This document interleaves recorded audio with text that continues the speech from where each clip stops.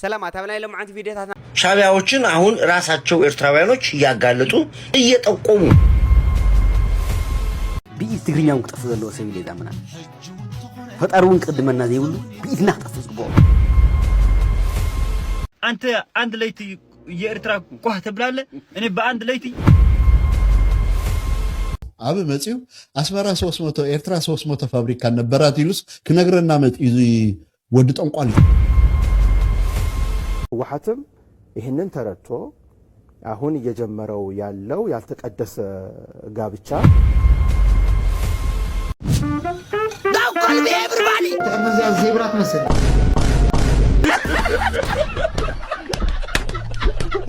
አንፈቱም ሳይም ስዶራ አክት ቆና ተማህፀንኩም ንገዛና ሓደሽ እንድሕራለኩም ደማ ሳብስክራይብ ጋር ከትዘንግዑ ብለኩም ላብ ቪዲዮታትና እንተ ተናይ ጣንሒት ፒስ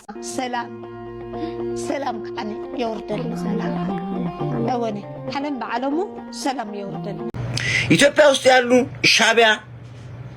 ሻቢያዎችን አሁን ራሳቸው ኤርትራውያኖች ያጋለጡ እየጠቆሙ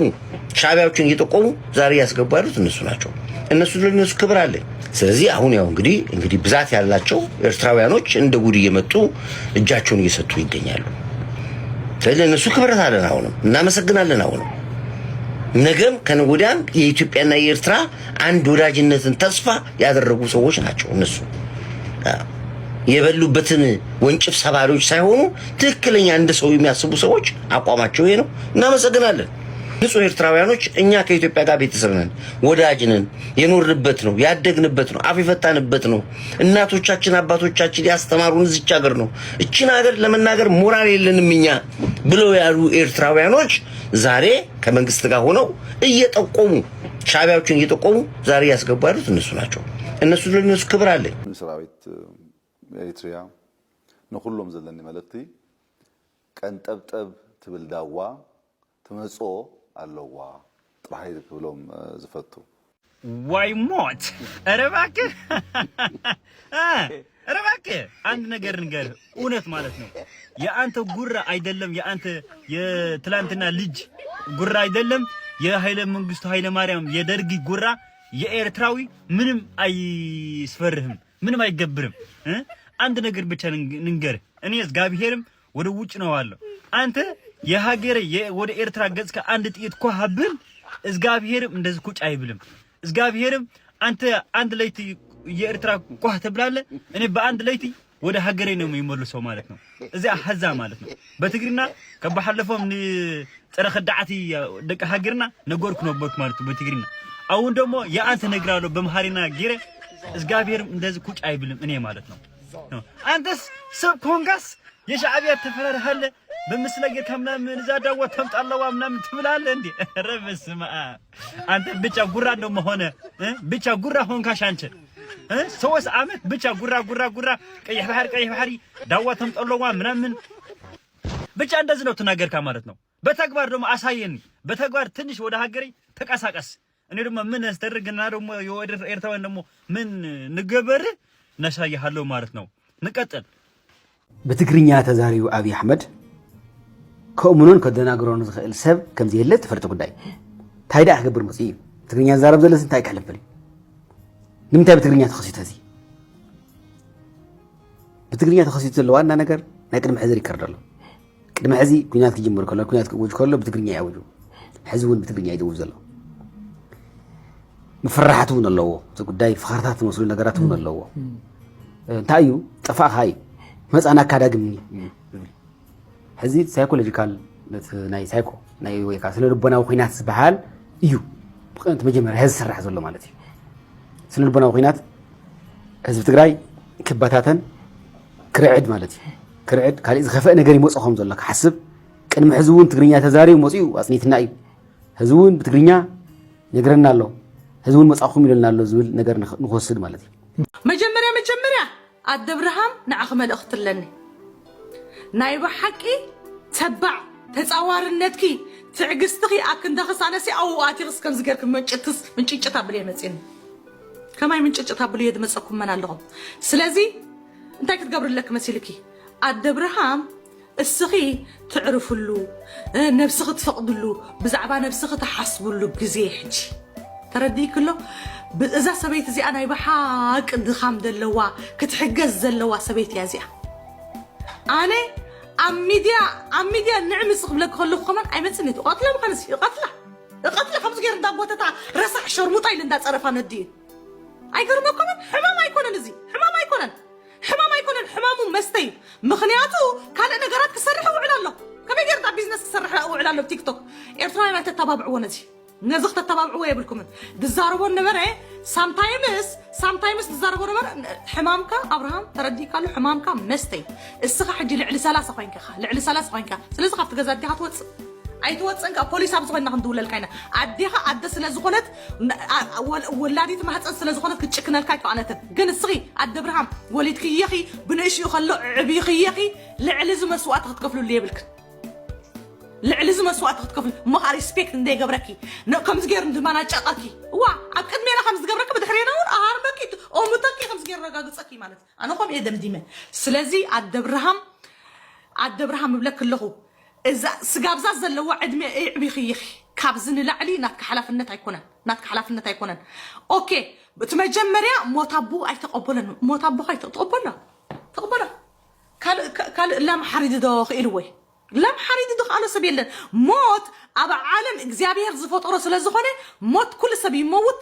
ترفتي كنا نسخان صباح نقول موت يعني نسخان نخط موت عد ميخا على خطك على طفل من أسين دقة خبرها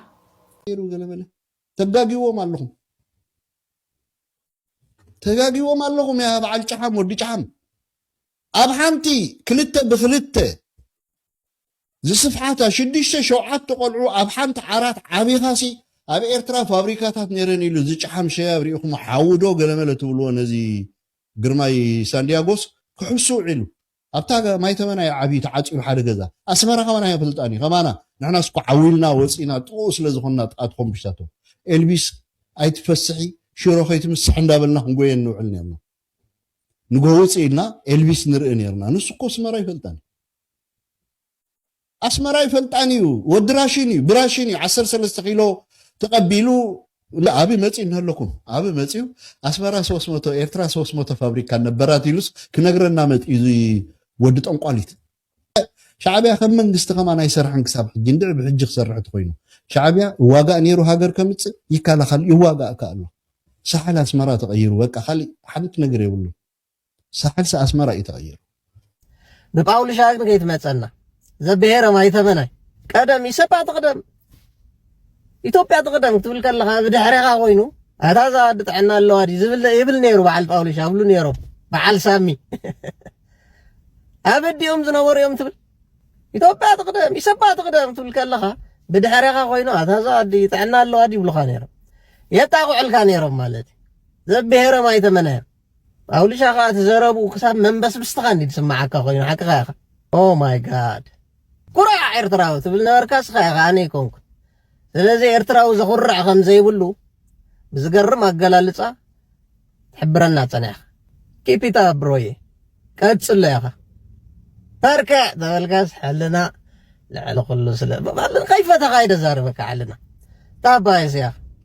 أقول شاقن جيقنا مغانو فلت سبعة قدم تبلك لها قدم شعود الزاربو زنبرة ستيلنا والزاربو له زي والحد اللوتي السخاقن شدشت شوعت شمون تقطرينا لك حنساب تقاوم تخون حنساب دقاف تخون حنساب جن عفريت تخون السوقن حدا باولوس مالتي عشان كايدو موتس أرجان كمان هلو يلوم بس أبال كما أبا نفسي تكير بروي أبا قدوان أبي مالت تكون أي من قستني أمي بهرياتكو يقولن كم بهير كم ولك أسهل وعلت زوا على اللو محيلو تحيلو زرقا وسوقا حزي كابتاليان ببوليس عزيزون إثيوبيا 5 يزن كسرس سمكسدي سلازي بزعبا لودي كوقع نكلو على هذا كزي مالت حزني خا مالت كاو مصيو بعلي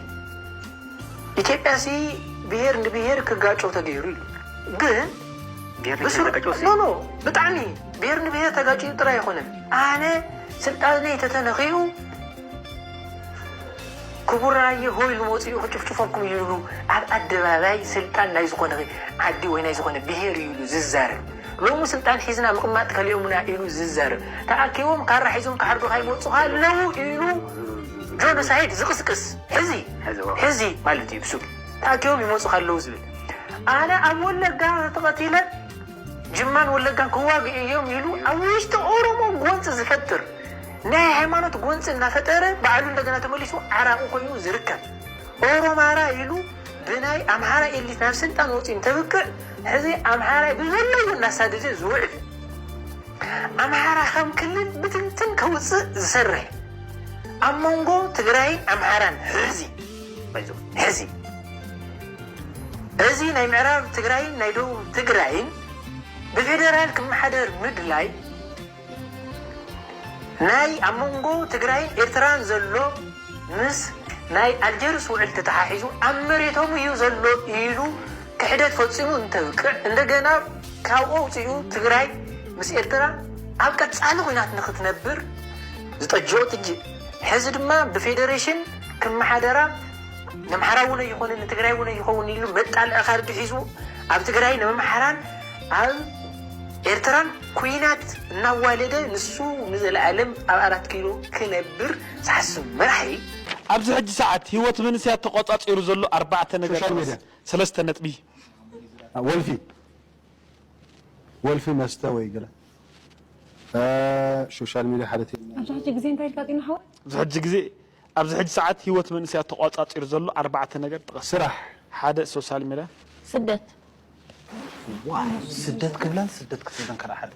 وحق ኩናት انا معباله انا AI انا ሙዚቃ ደርፊ ወይ ሙዚቃ ሓደ ነጥቢ ለይታዊ ትልሂት ወይ ሙዚቃ እሺ حالة ወልፍታት የለንተ ميك اب هيمان هير أكلنا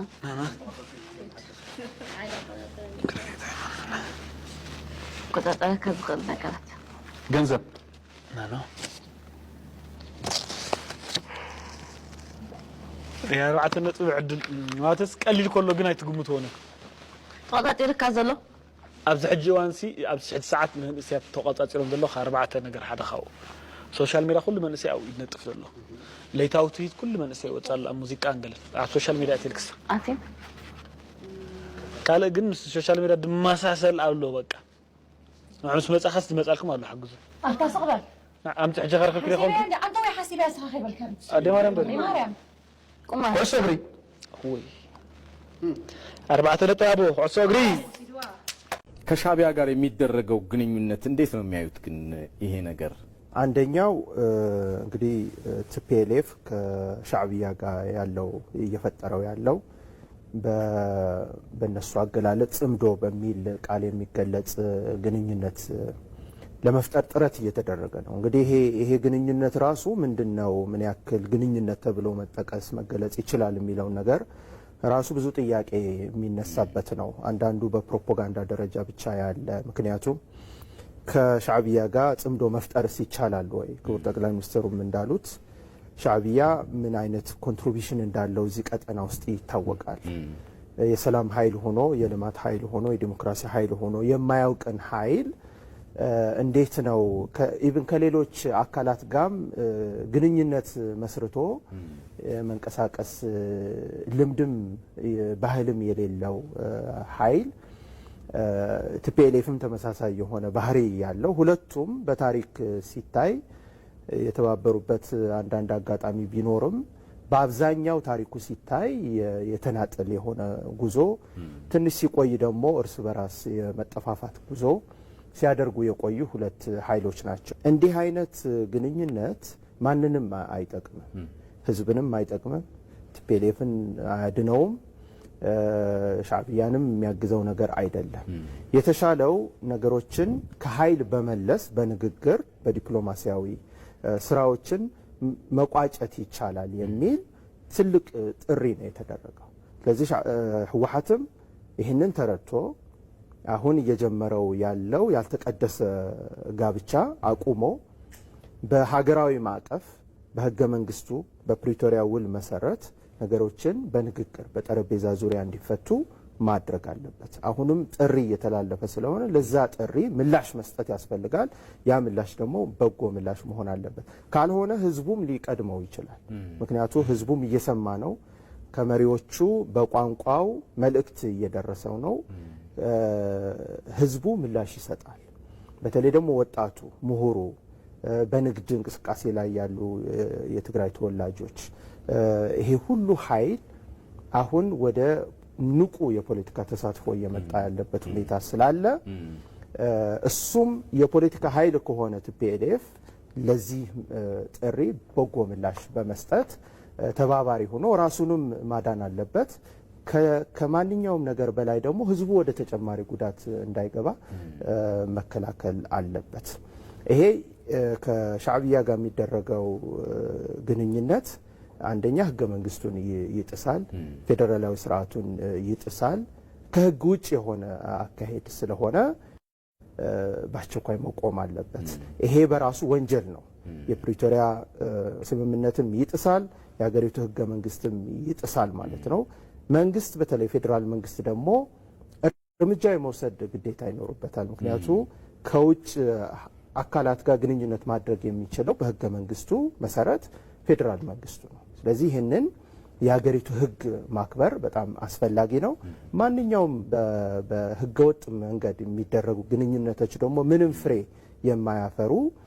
በተለይ እነዛ እየተጋገዝን ነው መተጋገዝ እንፈልጋለን የሚሉ አካላት ቀድሞ የሚጎዳና የሚበላ በመሆኑ ከዚህ ድርጊታቸው መቆጠብ አለባቸው። ግሩም ነው። አብይ አህመድ ከም ሰውን ክንግዜት ንቡራም ሰቢ ብትግርኛ ውቅጠፍ ዘሎ ሰቢ ለጋምና ፈጣሪውን ቅድመና ዘይብሉ ቢድና ጠፍ ዝግቦ መራሒ ስስ ቢድና ማለት ተጋሩ ሓስሎ እስራኤላውያን ዲጅግነት ፈሲማ ኣብ ርእሲ ጆኖሳይድ ፈጸሙሎ ዝሰነት መራሕዚ ዝኣረመነ መራሕዚ ዝድሑር መራሕዚ ብኢድ ትግርኛ ይጠፍ ዘሎ ብኢድ ትግርኛ ይጠፍ ኣሎ ብኢድ ተጋሩ ይጠፍ ዝባ ብኢድ ካልኦት እውን ክኾነ ይፍቅድ የብና ከምዚ ገይሩ ዘጥፍአናን ዘብረሰናን ከፍርሰና እውን ዝሰርሐ ዘሎ ኣካል ብኢድና ክንጥፈሎን ከምዚ ዓይነት ሓቦ ዘይሕዝ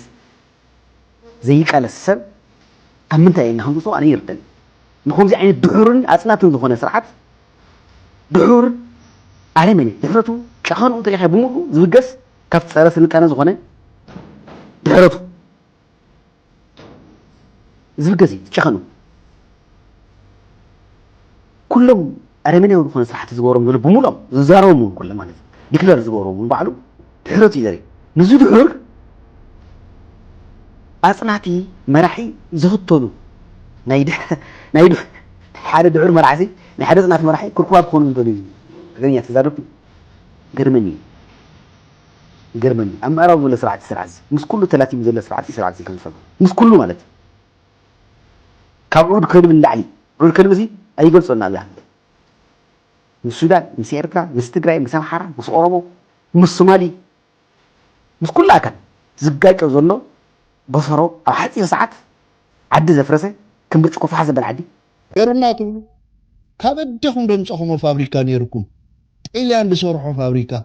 ኤርትራዊ በዓሉ ዝሰርሖ ፋብሪካ ኣለኩም ናይ ጤልያን እዩ ነይሩ እንዳ ሲኞር እከለ እንዳ ሲኞር እከለ መን ምኽንብል ኢና ሲኞር ሞስካ ሲኞር ማፊ ሲኞር አሜሎቲ ሲኞር ባራቶሎ መን ደይነበረ ብኤርትራ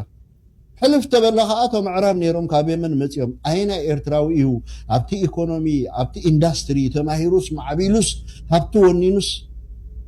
ኣይና ኤርትራዊ እስከ ንገሩና ሃብታም ነይሩ ፋብሪካ ዝነበሩ እዛ ኣስመራ ከተማና ትብልዋ ከማን መጃሃሪት እያ ኤርትራዊ ዝሰርሓ ከተማ የለን ልክዕ ኣቦታትና ሚነዋሎ ኮይኖም ገለ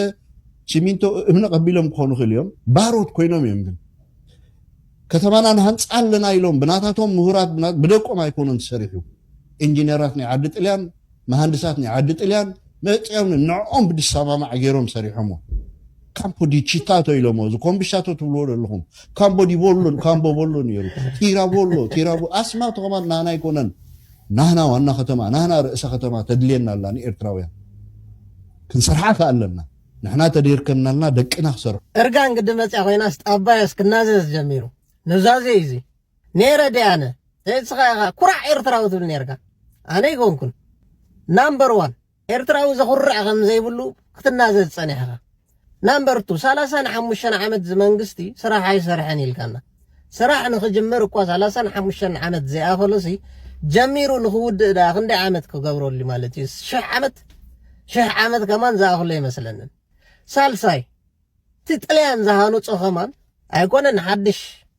ህንፃ ክሰርሐና ወይ ሃገር ከማዕብላስ ጥልያን ዝሃኑጾ ከማን ዓቂቡ ክጽንሕ ኣይከኣለን ጥልያን ትህነጾ ቡልጋርያ ትህነጾ ኣብ ዓድና ስለ ዘሎ ናትናይ ማለት ንዑ ከማን ክዕቅበልና ኣይከኣለን መንግስትኻ እሱ ኢና ንሓትት ዘለና ኣባዮስ በቲ ኮይኑ በቲ ግን ናይ እርጋን ይመስለኒ ክትናዘዝ ጀሚርካ ኣለኻ ሓቂ በጨቕ ክትብል ጀሚርካ ኣለኻ للونة إرتراخ سجر زي كبوك إحنا سمر مخانو تجليتو أبزي منجس إثيوبيا بزعبة أفريقيا بحري الناشع زوج زولو مجلسن قبل على إرتراز خطولو زولو جرب ألبوم التخطوحات نتمكن خالص حمروت صارت أمنت ستا إرترا كملون بموسارز جبر زولو لمر جوجي كمرا زباو معرز وركات التماريح النتكينو إرترا رباطة أحكرا وتفلات نزلو جزء تاولو لونة أبزة خمسياتو جنت أو خلص السنة كم زي تقبلون كنت أبغى متحجز جنا كم زكال كإحنا مسمر عميت أتركاب إثيوبيا بحري ألبوت عطوت هجر مخانا جغرافيا وحكمبر حقاو زي فتحونا تايكونن زمناوي احقراو حقن تراخو دفنا جماجم بحر خمسرت جزاوتاو داغ مخلصه افلطو اهمنيو ناودب قرب باقديمم استغبروا وعلات بمزتاي نغراو سممع بمغبارن زباوي وحدات بمفتار انبر بحيلي زي قناع كوينو بزحات جماجم بحر زي بلن هاجرات بزمت كلز تماريحن تمازينني خدام هلوني فلات ايتيوبيا تخب عالم زلوا جماجم بحر زي بلن هاجرات تازع دلنيا هاجرا مخناتو كلن غروا بتا هاجرات افدغ بحر زلوا بمخانن مزمرت صوت هاجر بمسرت اغراو حقن زبا وسم معتن أفدق بحرنا يمتكاملوا حرنا زلوا هجرة يخون بر أزي قبل على إرتراب ترجع تجبر زلا ناي بحر حطو تراي كم زي كنا زري تجبارات يعتفت زلا حدا من قصين وجود أفدق بحرين نقدروا أفدق خملوا لا وصلت أني وصلوا ترى أهليو ناي أمر ترجم لوط بمفتار نزاتنا حيلين شركنا دمات أغطي غير كم زلوا خرداز جبوا من قصي إثيوبيا ترجع قمتي مدراتات نحطوا أفدق بحرين هي وتحطوا يبن ترى أهليو ناي جت أفافيت زعبيو نزبيتاو كتباو كلوا وندق مسبساب نهاجر وحدنات من يدقت رعانات من محرار نشتقوي من فرخاشات من يدق علامة بمخناي متعرّي من فتان قطباو استراتيجي زي كونه جيوبوليتيكاو تياتريون من قصة إثيوبيا زغطلو زلو نزلو وشتقو تسقامات متسقاني أقابام نزلكا وشتقو تسقامات ناب حدنات ممتاع نيدقت سلاي من مسرات كوينو نيرترا جنشل وشتقو تسقاماتو بمقواري سرح كم زولو زفلت كوينو إرترا جناسنو للبناو مسارح إثيوبيا زي بيتاو محدارة خمزي تخوم بتراجاقا مخجلت متصنوحي فلات إرترا قبل على إثيوبيا تخطلوا سرت أمنت كاب جزينا صنعات حزو تغيروا خمزة فلت كينو دوات كأيتن وسنتن أبسمين إثيوبيا خبزة قارة تتصابوا رجات أتاك أيه بحر دما كابزوا ويحمشاشا قولوا لك خونز بليون زي كمنا إثيوبيا أصبح فاحد دسكورات إرترا ما يوحيل نمتكام أفجوس غاز كم زيلان نايدوات حطوا خمزة بلانز فلت كينو التطلبوا جزءاتها مرمتا خمزة يلان بمسارات أجراو حق وسانة شحن شعتميت شون 4 ودب حدنا أفريقيا أبجو دايم جزءاتها ودوبات مازيزا خمت تخيدن فلت كينو أنا وعلات مجزاتها والدوب شحن شعتميتن كلتن شحن شعتميتن شمونتن كم تقبلي فلاد إثيوبيا تخطوا لزلا ناي مسبح في عزمتات حرقنا يوم مخناتو ناي مسبح في بروجكتات بوغان قامبر بتانكتات جمرنيو أزي أب إثيوبيا قبل على الورب عصبن كأيه بحرم تراجع مزجبر زلم التخطوات أبكلت أو جت رايك حد صار زي كل نايك إيه بحرنا من قصة رجعتي ربش نهجرات وشمت عرب نايدق حيلتاتن نبز زبا معدم سمين إثيوبيا نام نايكينات مدرخ مغير إثيوبيا خم هاجر كم زيت هلون قامي فدرالونات أملكت حطو 5 زقبر واقو زيت من كبير كساراني صعب